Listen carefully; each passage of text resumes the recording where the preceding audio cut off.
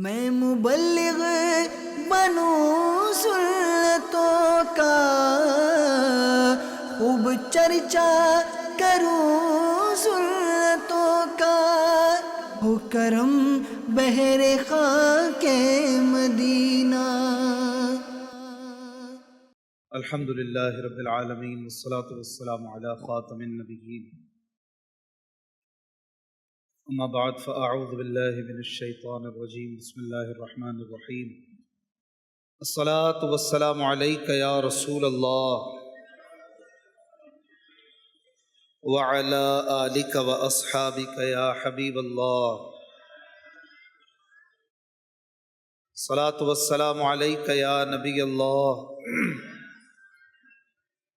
وعلی آلک واصحابک یا نور اللہ۔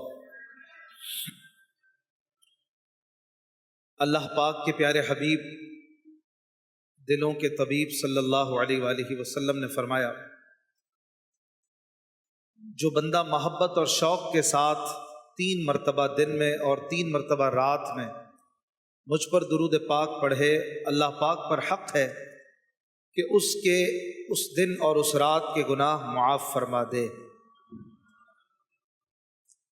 عاشقان رسول اگر تھوڑی سی توجہ کریں، کتنی آسانی سے گناہ بخشوانے کا سلسلہ بن سکتا ہے۔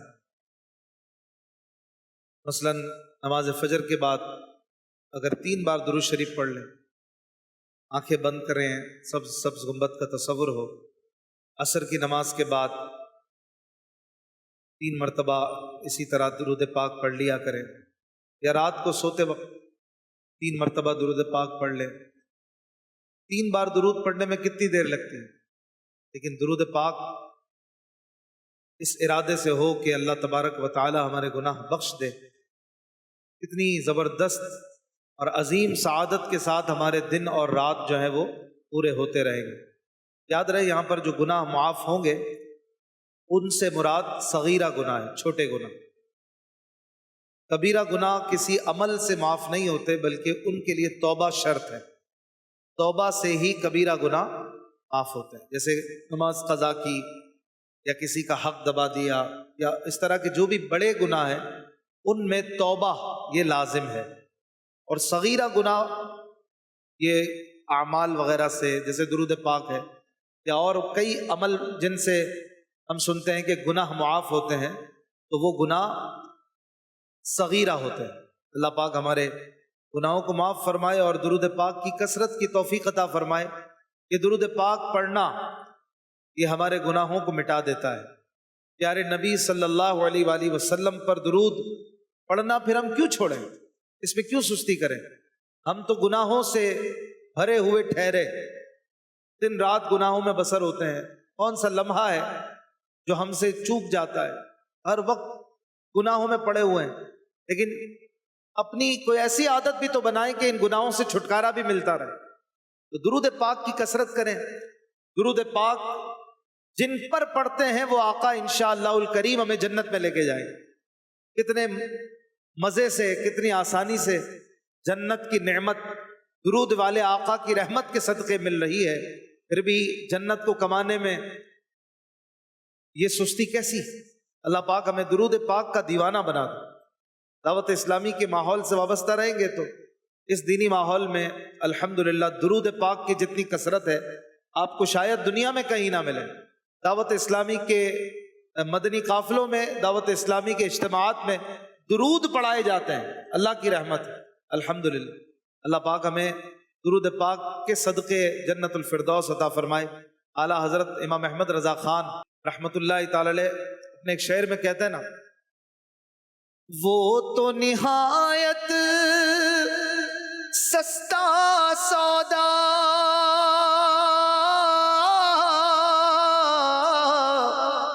بیچ رہے ہیں جنت کا، بیچ رہے ہیں جنت کا، ہم مفلس کیا مول چکائیں، اپنا ہاتھ ہی خالی ہے، ہم مفلس کیا مول چکائے، اپنا ہاتھ ہی خالی ہے۔ یعنی ہم مفلس ہیں، کنگال ہیں، کوئی نیکی نہیں ہے ہمارے پاس، اس کے باوجود ہمارے آقا کتنی آسانی سے ہمیں جنت عطا کر رہے ہیں، کتنے چھوٹے چھوٹے عمل پہ جنت مل رہی ہے۔ تو یہ مفلسی دور کریں، اور اس مفلسی سے بچنے کا طریقہ بھی یہ ہے کہ درود پاک پڑھیں، نیکیاں کریں، اور اپنے آپ کو نیکیوں کا شیدائی بنائیں۔ علامہ ابن جوزی رحمۃ اللہ تعالی علیہ فرماتے ہیں، ایک بچہ مدرسے میں اپنی تختی دھو رہا تھا، پانی سے تختی کی سیاہی نہ اتری، تو بچے نے ایک رسی لی، اسے پانی سے گیلا کیا، پھر رسی پر تھوڑی مٹی لگائی اور اس کے ذریعے سیاہی دھونے لگا۔ قریبی ایک شخص کھڑا یہ منظر دیکھ رہا تھا۔ تختی دھونے کا یہ نرالا انداز دیکھ کر اس شخص نے کہا، بیٹا تختی کو رسی سے کیوں رگڑ رہے ہو؟ بچہ بولا، یہ سیاہی پکی ہو گئی ہے، اس لیے اسے رگڑ کر اتار رہا ہوں۔ اس شخص نے پوچھا، کیا رسی سے سیاہی اتر جاتی ہے؟ بچہ ذہین تھا، فوراً بولا، جی ہاں اتر جاتی ہے۔ کیا آپ نے دیکھا نہیں، رسی سے ڈول باندھ کر کنویں میں لٹکاتے ہیں، پھر اسے کھینچتے ہیں، کنویں کی منڈیر پر پتھر کی لکیر بن جاتی ہے۔ وہ پتھر جو انتہائی سخت ہوتا ہے، وہ رسی سے ایک نشان اس پر بن جاتا ہے، اس سے رسی کے گڑھے بن جاتے ہیں۔ تو جب رسی جو ہے پتھر کو کاٹ سکتی ہے تو تختی کی سیاہی کیوں نہیں ہٹا سکتی؟ آدمی بولا، بیٹا پتھر میں گڑھا تو ایک طویل مدت گزرنے کے بعد پڑتا ہے۔ بچہ بولا، جی نہیں، رسی کھینچنے سے گڑھا پڑتا ہے، اگر رسی کھینچی نہ جائے، خواہ صدیاں گزر جائیں، کنویں کی منڈیر میں گڑھا نہیں پڑے گا۔ اس کے ساتھ ہی بچے نے نصیحت کرتے ہوئے پھر کہا کہ اے اچھے انسان، میں نے آپ کو اشارہ دیا ہے، اگر آپ اس میں غور کرتے تو آپ کے دل کی سیاہی بھی مٹ جاتی۔ آدمی نے حیرت سے پوچھا، کیا میرے دل پر بھی سیاہی ہے؟ بچہ بولا، جی ہاں چچا جان، سیاہی کس رنگ کی ہوتی ہے؟ اس شخص نے کہا، کالے رنگ کی۔ بچہ بولا، تو گناہوں سے بڑھ کر کالی کون سی چیز ہے؟ یہ سنتے ہی آدمی نے چیخ ماری اور ندامت سے رونے لگا۔ بچہ بولا، چچا جان، اب آپ کو دل کو صاف کرنے کی دوا مل چکی ہے۔ آدمی نے پوچھا، وہ کیسے؟ وہ دوا کون سی ہے؟ بچے نے کہا، یہ آپ کے ندامت کے آنسو، یہ گناہوں کو دھو کر دل کو صاف کر دیتے ہیں، اور اس کی دلیل یہ ہے کہ اللہ پاک کے حبیب دلوں کے طبیب صلی اللہ علیہ وآلہ وسلم نے فرمایا، بے شک آنسو روز قیامت آگ کے سمندر کو بجھا ڈالیں گے۔ چنانچہ آپ کو اس دل کی سیاہی کی دوا آنسوؤں کی صورت میں مل گئی ہے۔ اے عاشقان رسول، یہ ہمارا دل یہ سب سے قیمتی تختی ہے، اسے انگلش میں سلیٹ کہتے ہیں۔ پہلے لکھا جاتا تھا سلیٹ پر، آج بھی ہو سکتا ہے، بعض جگہوں پہ چوک سے لکھا جاتا، بعض سلیٹوں پر تختیوں پر کالے رنگ سے بھی لکھا جاتا ہے، براؤن کوئلے سے بھی لکھا جاتا ہے۔ تو اس کی مثال دیتے ہوئے اس بچے نے اس شخص کو سمجھایا کہ جس طرح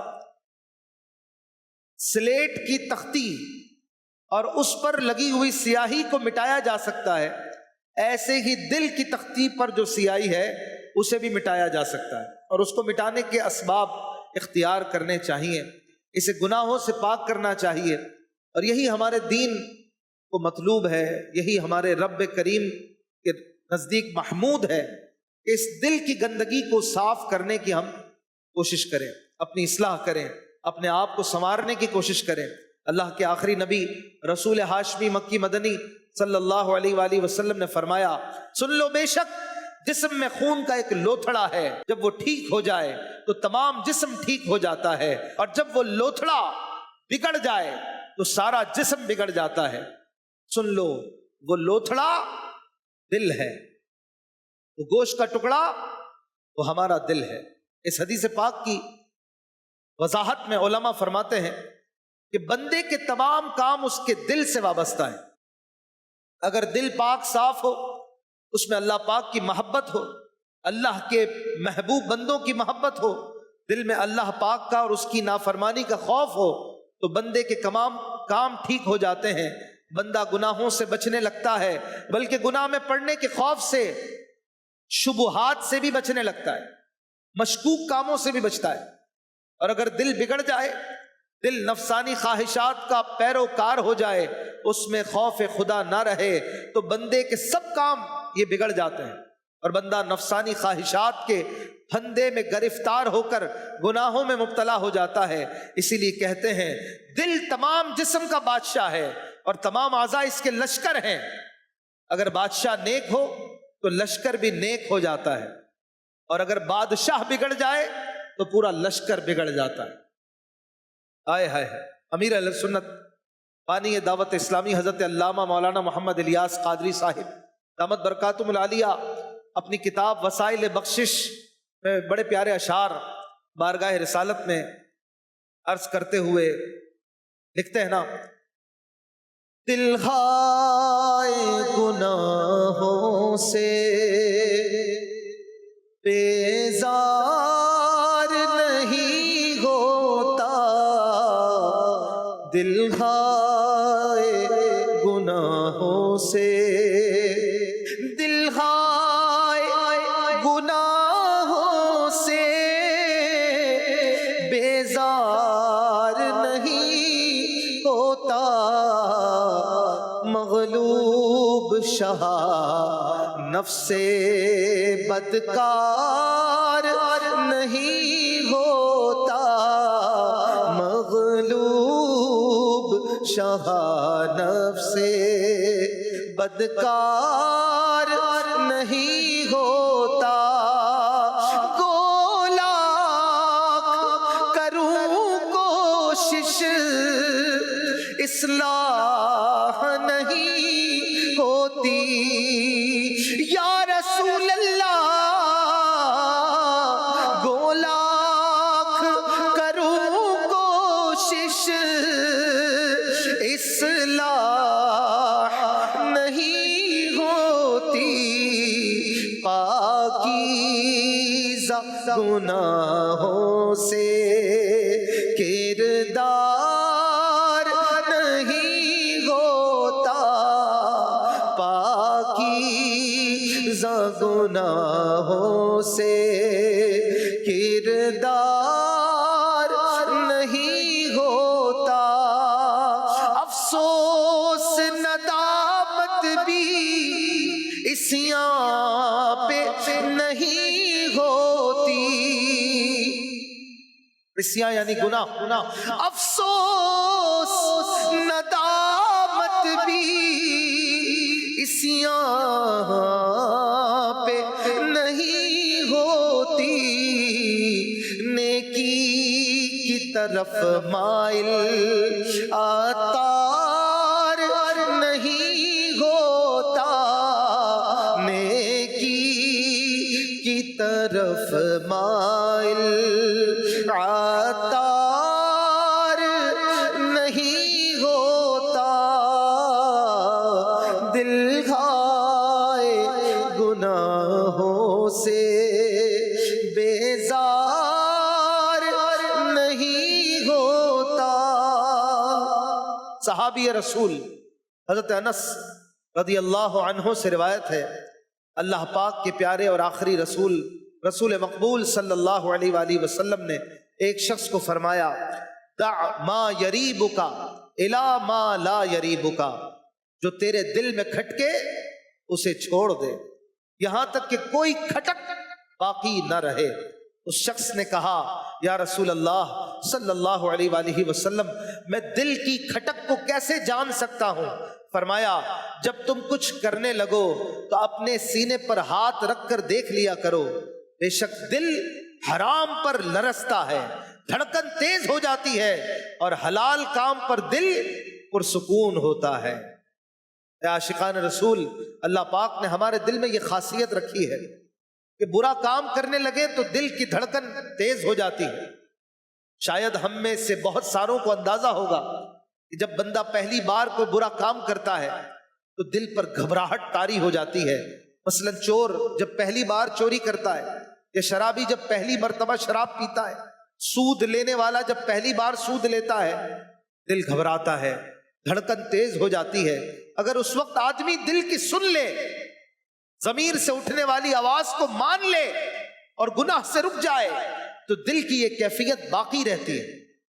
اور اگر بندہ اس وقت دل کی فکر نہ کرے بلکہ برائی کر لے تو آہستہ آہستہ اس برائی کا عادی ہو جاتا ہے اور دل پر سیاہی چھا جاتی ہے اور پھر دل کی یہ کیفیت تبدیل ہو جاتی ہے. اس سے پتہ چلتا ہے کہ ہمارا دل، ہمارا ضمیر یہ اچھے برے کی تمیز رکھتا ہے، لیکن جب اس پر گناہوں کی سیاہی چڑھ جائے، دل گناہوں سے ناپاک ہو جائے، تب یہ اچھائی برائی میں تمیز نہیں کر سکتا. اعلیٰ حضرت امام احمد رضا خان رحمۃ اللہ تعالی علیہ نے اس بات کو بڑے پیارے انداز میں اپنے ایک شعر میں سمجھایا ہے. آپ کہتے ہیں، دل کے تیمار ہمارا کرتا، یہ دل جو تیمار کرتا، تیمار کہتے ہیں ہمیں روکتا.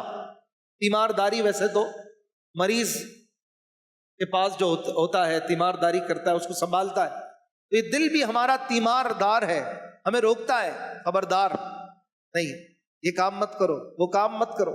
اعلیٰ حضرت کہتے ہیں کہ یہ دل جو ہمیں بچاتا، اس کا اپنا حل کیا ہے؟ فرماتے ہیں، دل کے تیمار ہمارا کرتا، آپ بیمار ہے کیا ہونا ہے، آپ بیمار ہے کیا ہونا ہے. یعنی جو ہمیں بچاتا وہ خود بیمار ہے. مریض کی تیمارداری پہ کسی مریض کو رکھ دیں گے تو خاک تیمارداری کرے گا. تو یہی سمجھا رہے ہیں کہ یہ دل جو ہمیں سنبھالتا یہ تو خود بگڑا ہوا ہے. آپ بیمار ہے، آپ بمانا خود، یہ خود بیمار ہے تو ہمیں کیا بچاتا بیماری سے.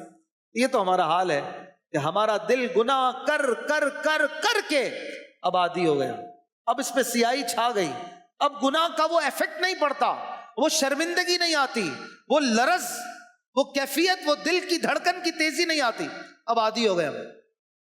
دل کے تیمار ہمارا کرتا، آپ بیمار ہے کیا ہونا ہے، تیرے بیمار کو میرے عیسیٰ. یہاں عیسیٰ سے مراد حضور کی ذات، حضور علیہ الصلوۃ والسلام. جیسے حضرت عیسیٰ بیماروں کو اچھا کرتے تھے، ایسے ہی ہمارے آقا اس زمانے کے عیسیٰ ہیں، ہم گناہ گاروں کے طبیب ہیں. آپ کی نظر عنایت پڑ جائے تو ہم گناہوں کے بیمار اچھے ہو جائیں. عرض کرتے ہیں، تیرے بیمار کو میرے عیسیٰ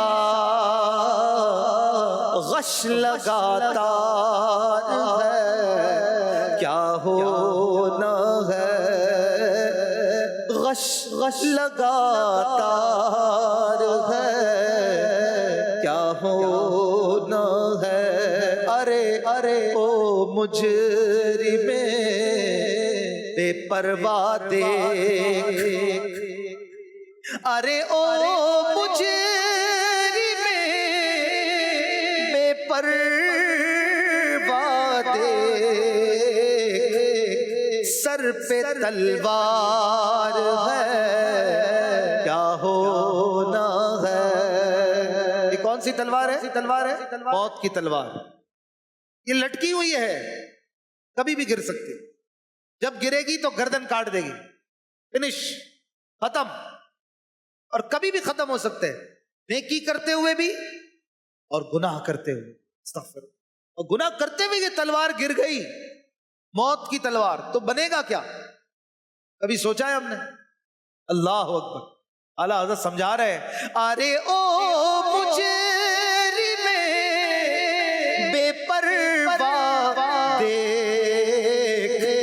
سر پہ تلوار ہے کیا ہونا ہے، ان کو رحمائے تو آئے ورنہ، ان کو رحمائے تو آئے ورنہ،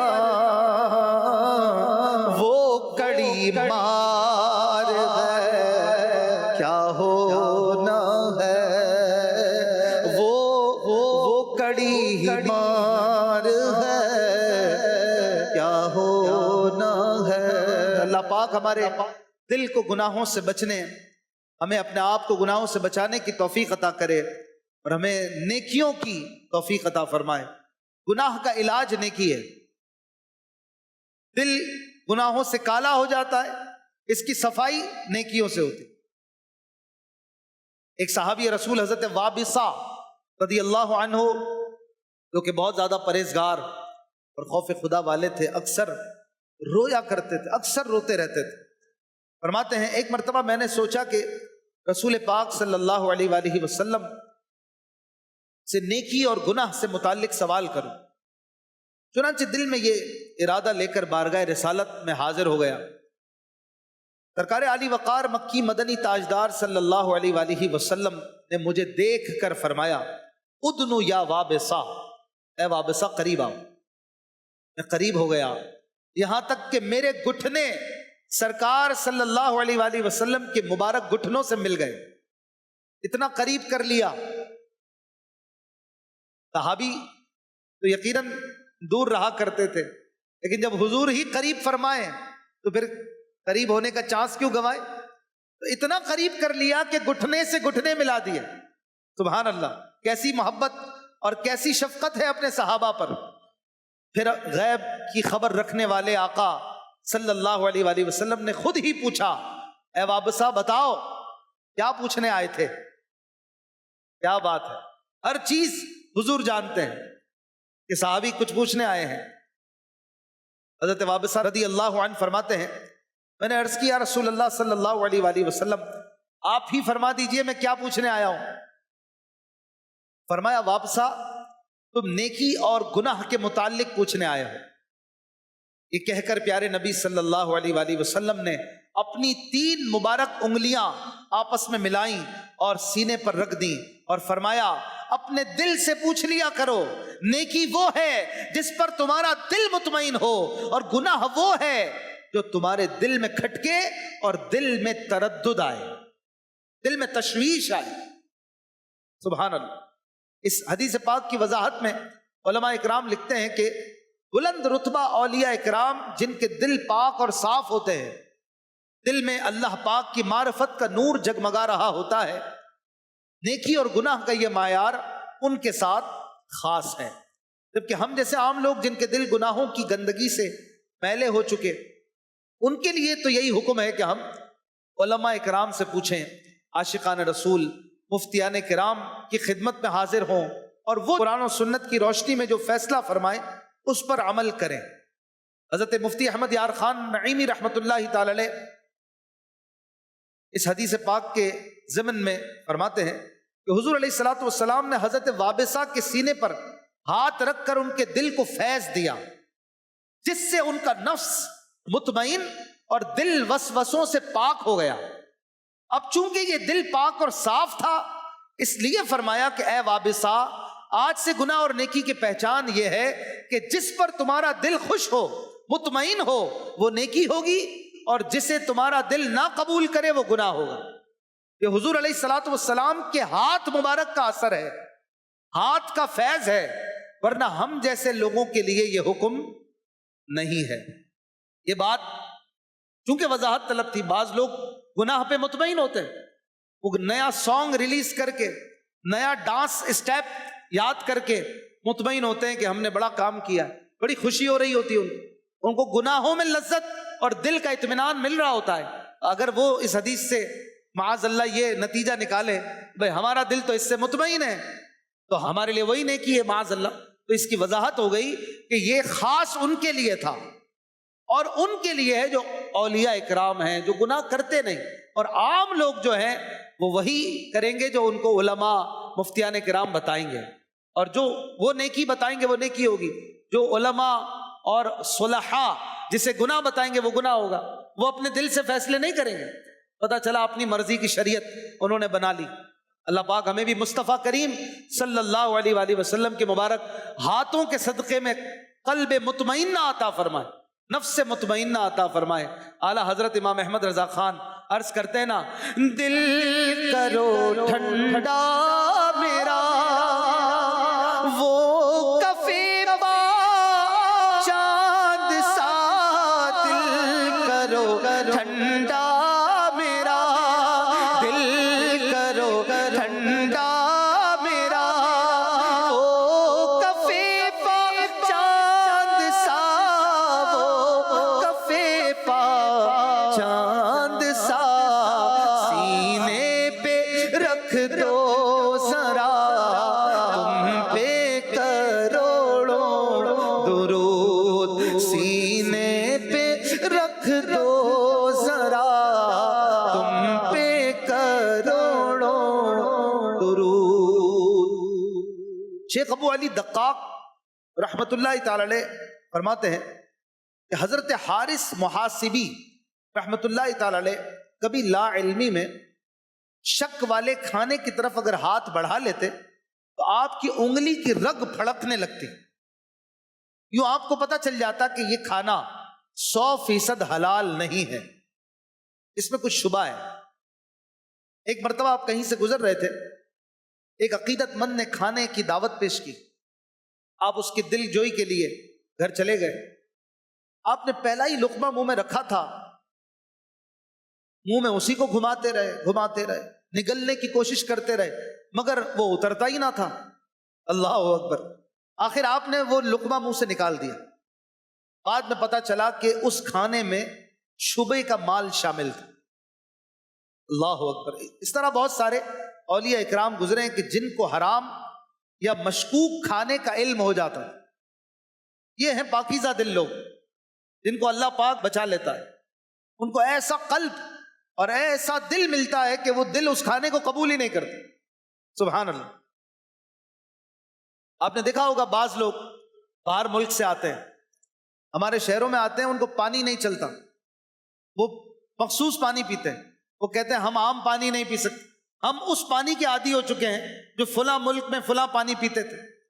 اس طرح ہوتا ہے، آپ نے دیکھا ہوگا۔ تو ان کا جو ہاضمہ ہے وہ اس پانی کا عادی ہو چکا ہے، بعض عام پانی پیتے ہیں ان کو مسائل ہو جاتے ہیں۔ تو اولیاء اکرام کو اللہ تبارک و تعالی ایسے شبہات والے حرام کھانوں سے، اس طرح کے لقموں سے بچا کے رکھتا ہے، ان کا دل اسے قبول نہیں کرتا، وہ کھانا اترتا ہی نہیں ہے۔ سبحان اللہ! یہ پاکیزہ دل لوگ ہیں، یہ گناہوں سے بچتے ہیں، یہ گناہوں سے نفرت کرتے ہیں۔ اگر ہم بھی اپنے دل کو پاک کریں، گناہوں سے سچی توبہ کریں، نیکیاں کریں، نیکوں کی صحبت اختیار کریں، کثرت سے تلاوت قرآن کریں، ذکر اللہ کریں، موت کو یاد کریں، ہمارا دل بھی صاف ہو جائے، ہمارا دل بھی پاک ہو جائے۔ اور جب دل صاف ہو جائے گا تو نیکیوں میں دل لگنے لگے گا، پھر مزہ آنے لگے گا، پھر قرآن پڑھتے چلے جائیں گے، رکنے کا دل نہیں ہوگا، ذکر کر رہے ہوں گے تو رکنے کا دل نہیں ہوگا، نماز پڑھ رہے ہوں گے تو ختم کرنے کا دل نہیں ہوگا۔ آج ہمارا دل نہیں لگتا، آج ایک رکوع بڑی مشکل سے پڑھا جاتا ہے، نماز 5 منٹ کی ہے، 6 کی ہو جائے تو ٹانگیں درد ہونے لگتی ہے، تراویح میں کھڑے نہیں ہوا جاتا، روزے بوجھ لگتے ہیں، نفلی روزے نہیں رکھے جاتے، اجتماع میں بیان تھوڑا طویل ہو جائے، کوئی محفل ذکر میں تھوڑی طوالت ہو جائے، دل اکتانے لگتا ہے۔ مگر فلم دیکھنی ہو 2 گھنٹے کی ہے اور 3 گھنٹے کی ہو جائے تو اور مزہ آنے لگتا ہے۔ اس طرح کے فنکشنز، اس میں ہمارا دل بڑا لگتا ہے، کیونکہ ہمارا دل ان کا عادی ہو چکا، اس میں لذت لینے لگا، ہم نے اپنے دل کو گناہوں کی گندگی سے کالا کر دیا، اب دل اسی میں لگتا ہے۔ لہٰذا اپنے دل کو صاف کرنے کی ضرورت ہے، اپنے دل کو پاک کرنے کی ضرورت ہے، پھر ہمارا دل بھی پوری رات اگر ذکر اللہ میں لگا رہے گا تو اکتائے گا نہیں۔ جیسے کہ ہم سنتے ہیں اللہ والوں کی بات کہ وہ پوری رات قیام کرتے تھے، کوئی قرآن پوری رات میں ختم کر رہا ہے، کوئی پورا پورا دن حدیثوں کا درس دے رہا ہے، حدیث سیکھ رہا ہے، علم دین میں لگے ہوئے ہیں، ہمارا دل نہیں لگتا، پورا پورا سال گزر جاتا ہے، قرآن پاک اٹھانے کی توفیق نہیں ملتی، کیونکہ دل گندا ہو چکا ہے، اب دل نہیں لگ رہا، اب دل گناہ میں لگ رہا ہے، گندے کاموں میں لگ رہا ہے، گندی فلمیں دیکھنے میں لگ رہا ہے، ناچ گانے دیکھنے میں لگ رہا ہے، برے دوستوں کی صحبت پوری پوری رات بٹھا لو، اٹھنے کا دل نہیں ہوتا۔ لیکن نماز کے لیے جب حی علی الفلاح کی صدا آتی ہے تو 10-15 منٹ کے لیے بھی جانے کو دل نہیں کرتا، کیونکہ ہم نے اپنے دل کو ان گناہوں کا عادی بنا لیا۔ اللہ کریم کرم فرمائے، ہمیں اچھا کر دے، پتہ نہیں ہمارا کیا بنے گا، ہمارا بنے گا کیا، ان عادتوں کے ساتھ آخرت کی تیاری کیسے ہوگی، کس طریقے سے ہم قبر کو سنواریں گے۔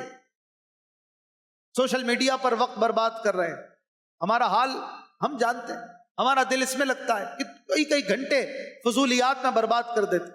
اللہ پاک ہمیں سچا دعوت اسلامی والا بنا دے۔ دعوت اسلامی والے، امیر اہل سنت کی جنہوں نے واقعی سچی تربیت پائی ہوتی ہے، وہ فضولیات میں وقت برباد نہیں کرتے، وہ علم دین میں لگے ہیں، کوئی مدنی قافلوں میں ہے، کوئی نیکی کی دعوت عام کر رہا ہے، کوئی مدنی مشورے لے رہا ہے، کوئی کون سے سفر میں لگا ہوا ہے، کوئی مطالعہ کر رہا ہے، کوئی رسالہ پڑھ رہا ہے۔ الحمدللہ دعوت اسلامی میں اچھوں کی بڑی کثرت ہے، اور اللہ پاک ہمیں بھی دعا ہے کہ دعوت اسلامی والا بنا دے، حقیقی دعوت اسلامی والا، جیسے امیر علیہ سنت کی سچی تربیت یافتہ حضرات ہیں، اللہ ہمیں ویسا بنا دے۔ اے کاش امیر علیہ سنت عرض کرتے ہیں نا اپنے اشعار میں، دل کا اجڑا چمن ہو پھر آباد، اللہ دل کا اجڑا چمن ہو پھر آباد، کوئی ایسی ہوا چلا یا رب، کوئی ایسی ہوا چلا یا رب، نفس و شیطان ہو گئے غالب، اللہ نفس و شیطان ہو گئے غالب، ان کے چنگل سے تو چھڑا یا رب، ان کے چنگل سے تو چھڑا یا رب، نیم جا کر دیا گناہوں نے، نیم جا کر دیا گناہوں نے،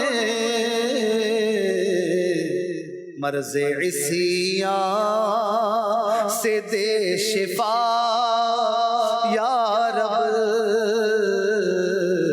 مرض عصیان سے دے شفا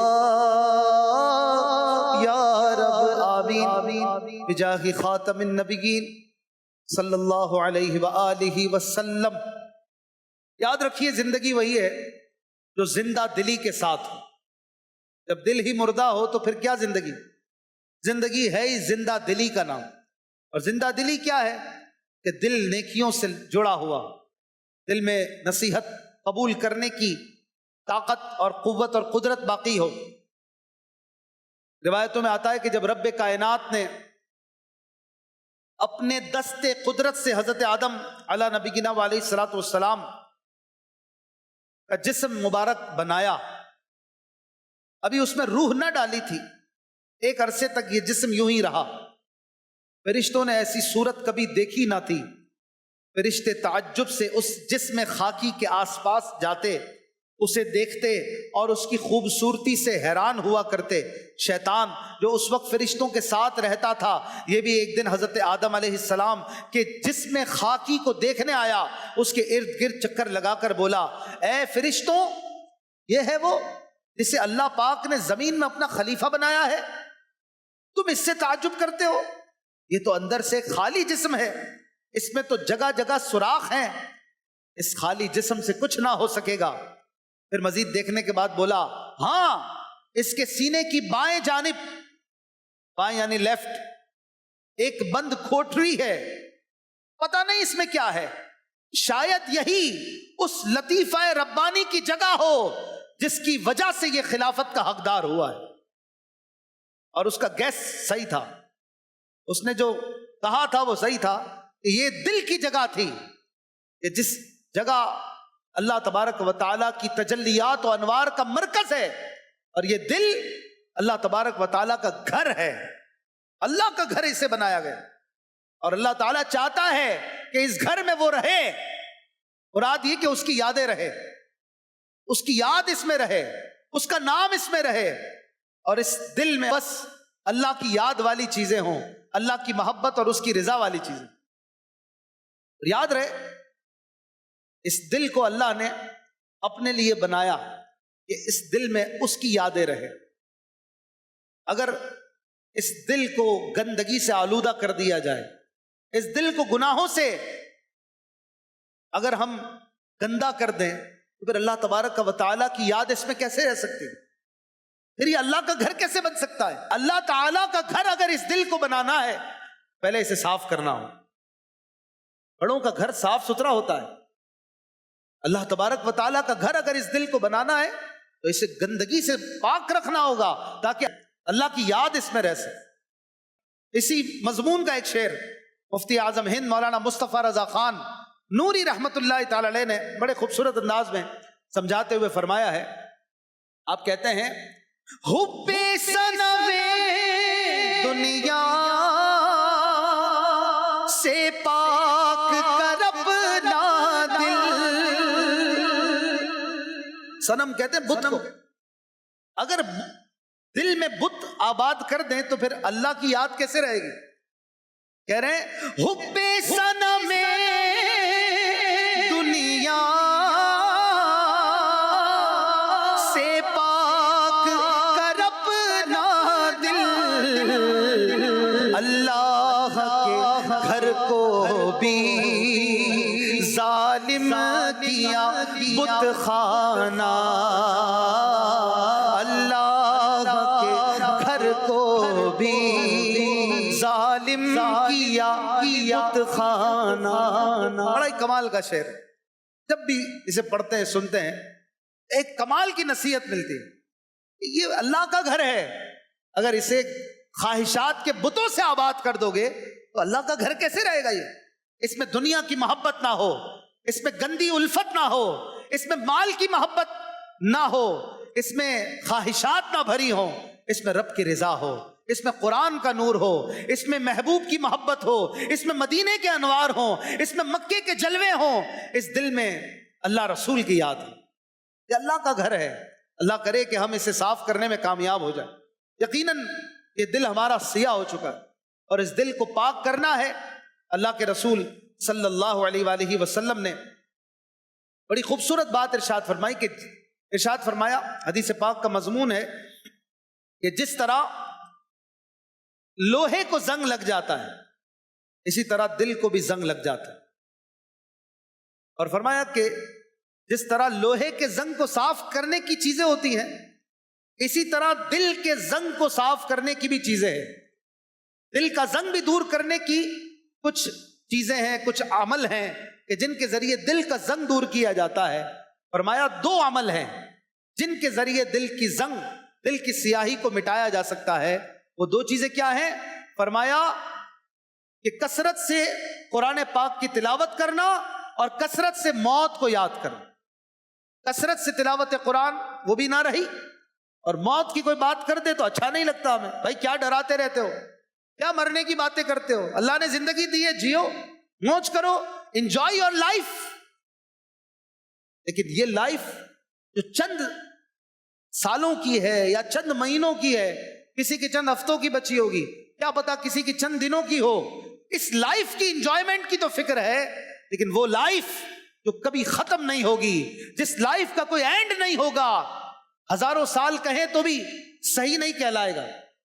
اس لائف کی تو کوئی مدت ہی نہیں ہے، اس لائف کی انجوائمنٹ کی کوئی فکر نہیں ہے، اس کو سنوارنے اور بنانے کی کوئی فکر نہیں ہے۔ اللہ پاک ہمیں ایسا دل عطا کرے کہ یہ دل آخرت کی تیاری کی طرف مائل ہو، یہ دل ہمیں گناہوں سے بچائے، یہ ضمیر ہمیں گناہوں سے روکے، اور یہ دل پاک صاف ہو جائے۔ اس کے لیے کیا کریں؟ کثرت سے موت کو یاد کریں۔ کفا بالموت واعظا، فاروق اعظم حضرت عمر رضی اللہ عنہ اسے پیش نظر رکھتے تھے۔ ایک روایت میں تو ہے کہ آپ کی انگوٹھی پر یہ لکھا ہوا تھا، آپ کی مہر پر یہ لکھا ہوا تھا، موت جو ہے وہ نصیحت کے لیے کافی ہے۔ موت جسے یاد رہے گی وہ کیسے بدنگاہی کرے گا، وہ کیسے بے پردگی کرے گا، وہ کیسے شراب پیے گا، وہ کیسے رشوت لے گا، وہ کیسے نماز قضا کرے گا، وہ کیسے ماں باپ کو ستائے گا، جسے پتا ہے مجھے مر کر اللہ کو منہ دکھانا ہے۔ موت اور قرآن پاک کی تلاوت یہ بھی دل کے زنگ کو دور کرتی۔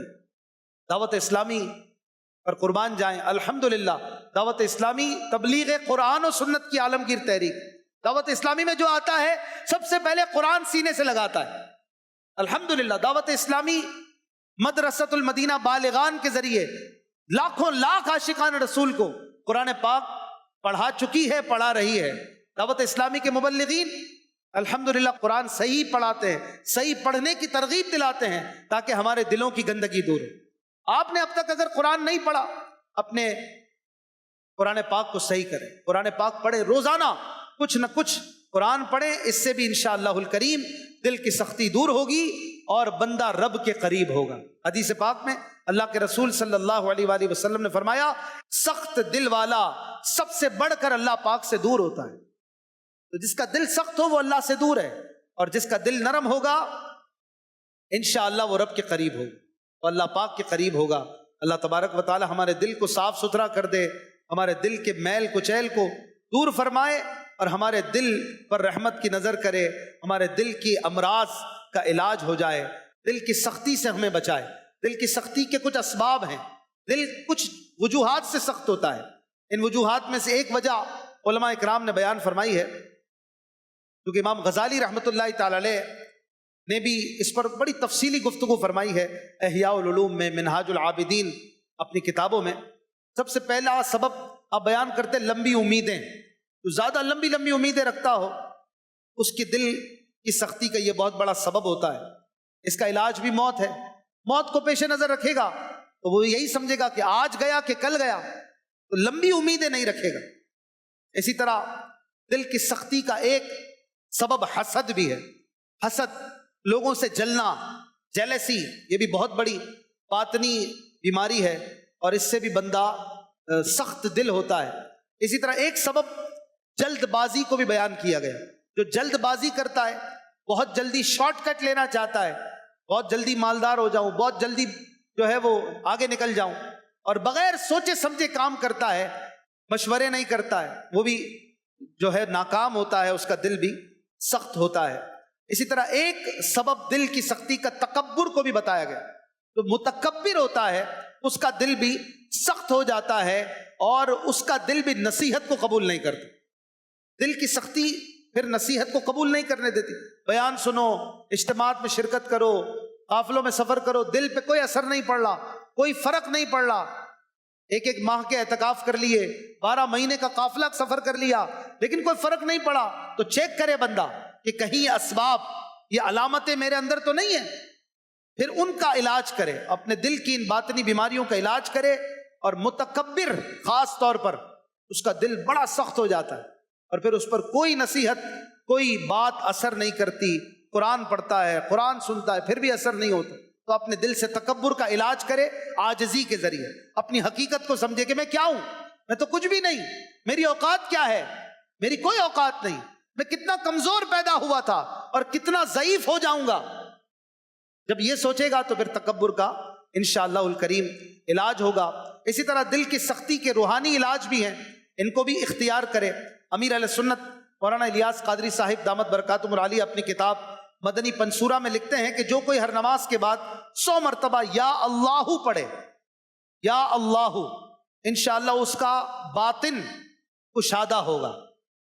اسی طرح جو روزانہ نماز فجر کے بعد سینے پر ہاتھ رکھ کر 70 بار یا فتاح یا فتاحو پڑھے انشاءاللہ الکریم اس کے دل کا زنگ اور میل دور ہوگا۔